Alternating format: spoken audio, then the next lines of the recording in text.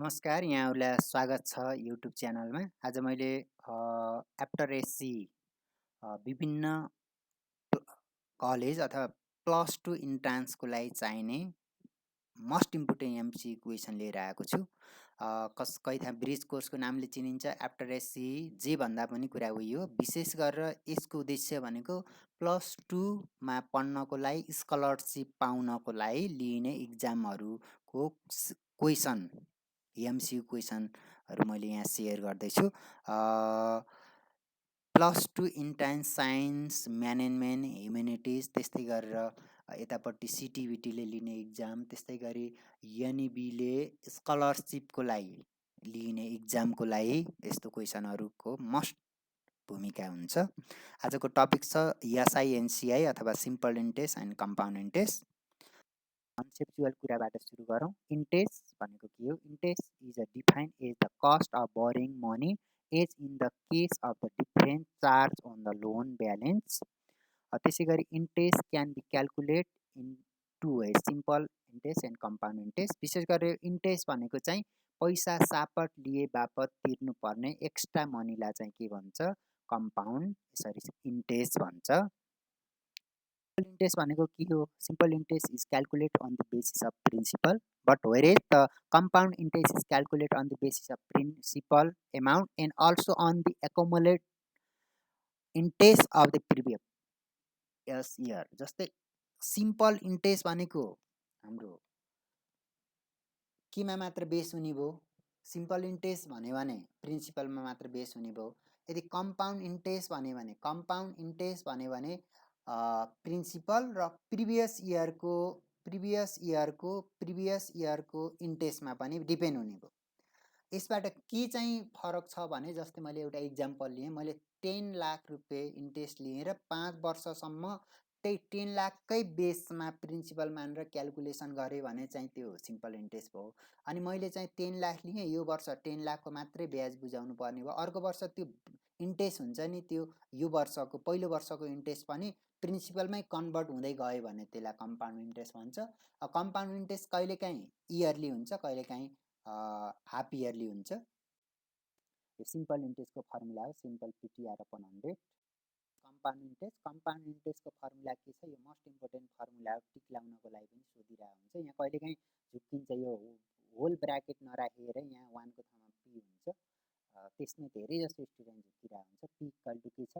Whole bracket 1 plus R divide by 100 को power T minus 1, where P equal to principal, R भनेको interest अनि T भनेको time, A भनेको P plus I.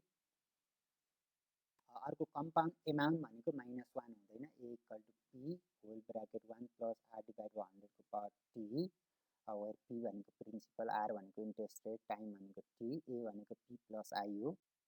अर्को compound interest भनेको CI equal to P whole bracket 1 plus R divide by 200 power T minus 1, half yearly. Compound interest CI equal to P whole bracket 1 plus R divide 100 power T into 1 plus MR divide by 1200 minus 1 छ। यो पहिलो भनेको half इयरलीमा दिँदा चाहिँ यस्तो formula हुन्छ, compound interest half इयरलीमा।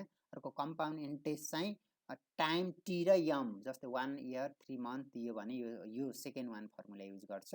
त्यस्तै गरी सिआईको अर्को फर्मुला भनेको R1 R2 R3 फरक R1 दिँदा त्यो फर्मुला युज गर्छ। यसैमा चाहिँ हाम्रो कहिलेकाहीँ कम्पाउन्ड एमाउन्ट भन्यो भने चाहिँ के हुन्छ भने, कम्पाउन्ड एमाउन्ट भन्यो भने के हुन्छ? कम्पाउन्ड एमाउन्ट भन्यो भने यो लास्टको -1 हुँदैन। त्यही हो, सिम्पल छ फर्मुला। हामी क्वेसनबाटै जान्छौँ। पहिलो क्वेसन छ, ए lane ₹3500 to B at 10% per annum, B lend the same sum to C at 11.5 per annum, then the gain of B in a period of 3 year भनेको छ। सिम्पल छ, दुईटाको डिफरेन्स आर 11.5 बाट 10 घटाउँदा 1.5 आयो, पिटिआर अपन 100 गऱ्यो भने ठ्याक्कै answer कति आयो? This one is answer. किनकि यो बीले कति डिफरेन्स छ त्यति नै प्रफिट हो। आर कति? 1.5 डिफरेन्स छ, प्रिन्सिपल त्यति छ, टाइम 3 छ, 1.5 राख्यो भने यसको प्रफिट आइहाल्यो। Option C is right. त्यस्तै गरी क्वेसन बी छ, most important question. A certain sum is invested in a simple interest if it's trivial in a 10 year, what is the rate of interest भन्यो।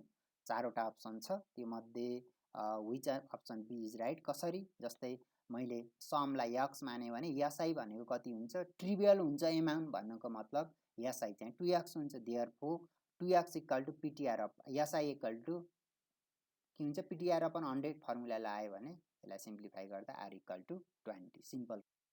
अर्को next question छ, question number 3, same प्याटर्नको question हो। If the sum of money double itself in 8 year, at simple interest find the rate. यो त most important question हो, यस्तो त प्राय प्लस 2 को इन्ट्रान्समा प्राय छुट्दैन।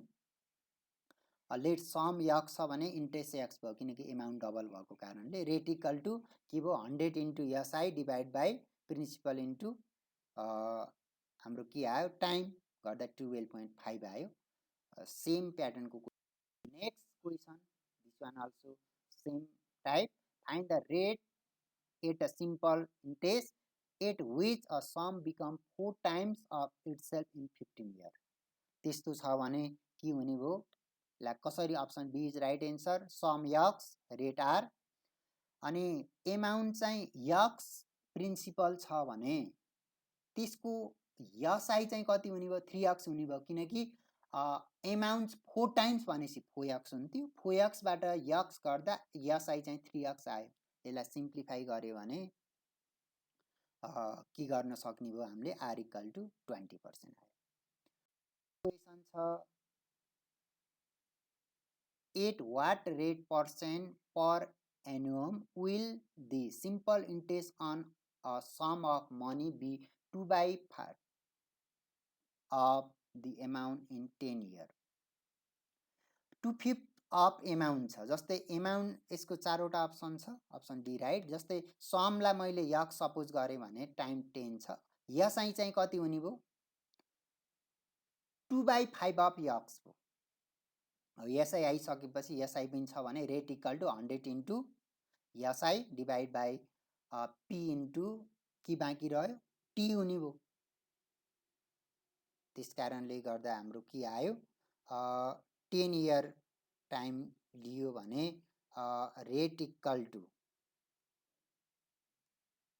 यहाँ rate equal to 100 rate SI equal to PTR divide by 100 use गरेको, यहाँ 8 को ठाउँमा 10 हुनुपर्ने, यहाँ टाइप मिस्टेक भएछ।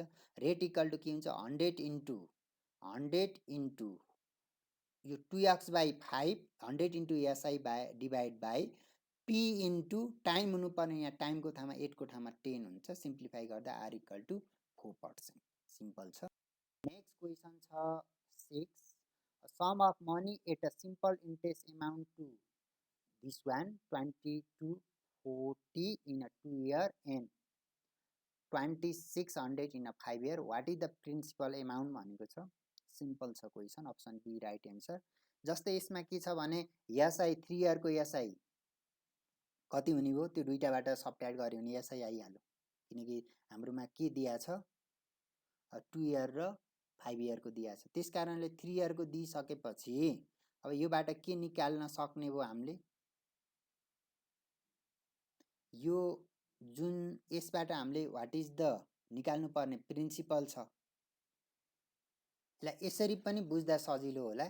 जस्तै एमाउन्ट 2 इयरको त्यति, 3 इयरको त्यति छ भने दुईटाको डिफरेन्सेस कति आयो, डिफरेन्सेस भनेको एसआई फर कति इयर, 3 इयरको एसआई आयो 360, त्योबाट 2 इयरको एसआई कति आयो, 240 आयो। हामीले यसमा 1 इयरको निकाल्यो, 1 इयर निकाल्दा 3 डिभाइड गर्यो, फेरि 2 इयर निकाल्दा 2 ले मल्टिप्लाई 240 आयो। त्यसपछि प्रिन्सिपल भनेको सुरुमा कति छ, सुरुको 2 इयरको प्रिन्सिपल कति छ, 20 to 40 छ, त्यसबाट चाहिँ 240 सबट्र्याक्ट गर्यो भने प्रिन्सिपल आयो। This one option B is right answer. Next question छ question number 7, the simple interest at x% for x year will be x on sum of भनेको छ। Simple question, option B is right answer. P equal to के गरे हामीले, formula simple छ। जस्तै कसरी निकाले भने हामीलाई निकाल्नु पर्ने सम प्रिन्सिपल छ, प्रिन्सिपल निकाल्नको लागि जस्तै हामीसँग भएको फर्मुला त्यही फर्मुला नै युज गर्यो हामीले।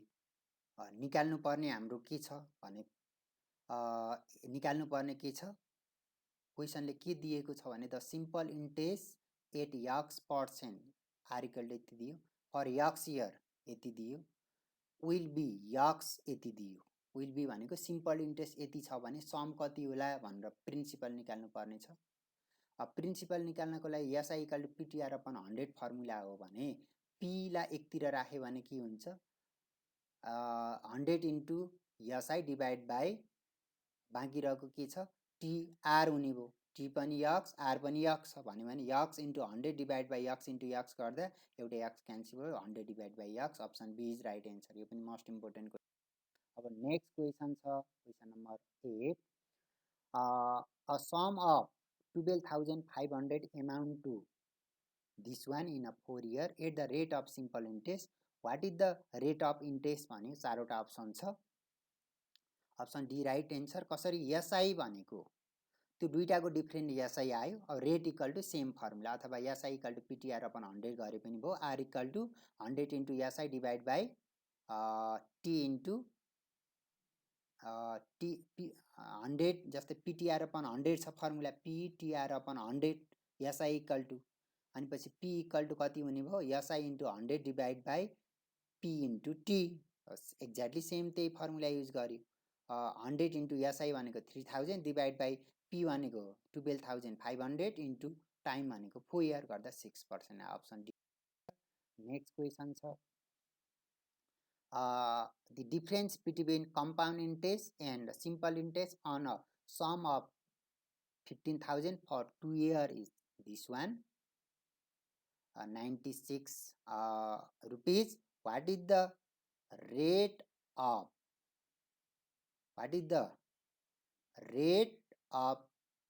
interest per annum? चारवटा अप्सन छ, सिम्पल छ। यसको यसलाई क्याल्कुलेसन गरेर गर्ने सन्दर्भमा CI minus SI equal to 96 दिएको छ, नट डिफिकल्ट। यसको right answer is option A हो। 8 कति आउँछ, अप्सन 8 आउँछ। What is the rate of भनेको छ, रेट चाहिँ 8 आउँछ। यसको हिन्ट चाहिँ के छ भने CI minus SI equal to कति छ 96 छ। CI minus SI equal to 96 पश्चात सजिलै आइहाल्छ त्यो क्वेसन। अब नेक्स्ट क्वेसन छ the difference between the simple and compound interest compounded annually on a certain sum of money for 2 years at 4 per annum is ₹1। त्यो अगाडिको र यो ठ्याक्कै उस्तै क्वेसन भएको कारणले मैले त्यसलाई अलिकति स्किप गरेँ। यसको पनि सेम छ, अप्सन ए इज राइट। यसको डिफरेन्सेस कति छ 1 छ। त्यो क्वेसन र यो क्वेसन एक्ज्याक्टली सेम हो। अब हामीले के गर्छ सिआई माइनस एसआई को दुवै फर्मुला युज गर्छ, त्यसबाट पी कमन लिन्छ, त्योबाट पी कमन लिन्छ। हामीले निकाल्नु पर्ने पी छ, अर्कोमा आर थियो, सिम्पल खालको पी कमन लिन्छ। दुईटै फर्मुला राखेर गर्दा अलिकति लेन्दी हुन्छ। अब इन्ट्रान्समा कहिलेकाहीँ यतिको लेन्दी क्वेसन पनि दिन्छ, त्यसको लागि चाहिँ हामीले 2-3 स्टेप गर्नै पर्ने हुन्छ। यतिकै सबै क्वेसनमा देख्दा बित्तिकै एकै लेभलमा एन्सर निकाल्न सकिन्छ भन्ने हुँदैन, कहीँमा 1-2 स्टेप गरेर मात्रै निकाल्नु पर्ने एन्सर आउने हुन्छ। Okay, thank you. कस्तो लाग्छ हजुरहरूले लाइक कमेन्ट सेयर गर्न नबिर्सिनु होला युट्युब च्यानलको लागि।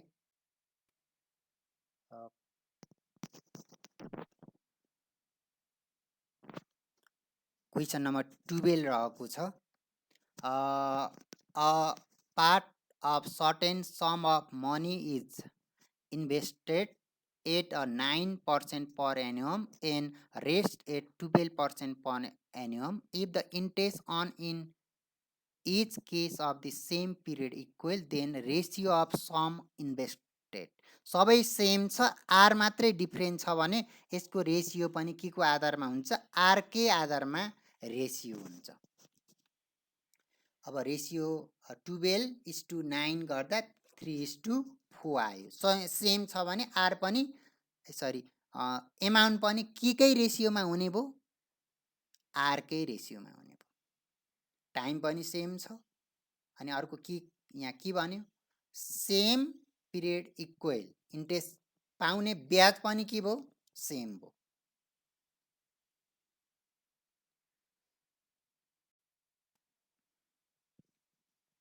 ओके नेक्स्ट क्वेसन छ find the principal which yields a simple interest of 20 and compound interest of 21 in a year at the same percent rate annum. Principal निकाल्नु पर्ने अप्सन ए इज राइट। अब यसमा चाहिँ अलिकति के कुरा ख्याल गर्नुपर्ने छ भने यसमा 2 वर्षको एसआई गिभन छ, 2 वर्षको सिआई गिभन छ। 2 वर्षको एसआई 20 छ भने 1 इयरको कति आयो 10 आयो। त्यसै गरेर सिआई चाहिँ 2 इयरको 21 छ। ओके त्यस कारणले यस्तो बेलामा आर निकाल्ने एउटा एकदम सजिलो आइडिया छ। कसरी आइडिया छ भने अब हामीसँग 21 के छ सिआई छ 20 एसआई छ, दुईटाको डिफरेन्स चाहिँ डिभाइड बाई सिआई इन्टु 100 गर्दा त्योबाट एक्ज्याक्ट सजिलै आर आउँछ। यस्तो केसमा सेम इयरको हुनुपर्छ। हाम्रो के छ सेम इयरको छ 2 इयरको छ। अब आर आइसकेपछि चाहिँ के भयो टी पनि छ आर पनि छ अनि सिआई पनि छ। यसरी सिआई पनि छ तर हामीले सजिलोको लागि एसआई युज गर्छ। SI equal to PTR upon 100 use गर्यो भने x equal to 200 option A is right answer. अब कस्तो लाग्छ मेरो YouTube channel subscribe share like comment गर्न नबिर्सिनु होला। यो मोस्ट इम्पोर्टेन्ट क्वेसनहरू मैले यहाँ सेयर गरेँ। Okay thank you very much.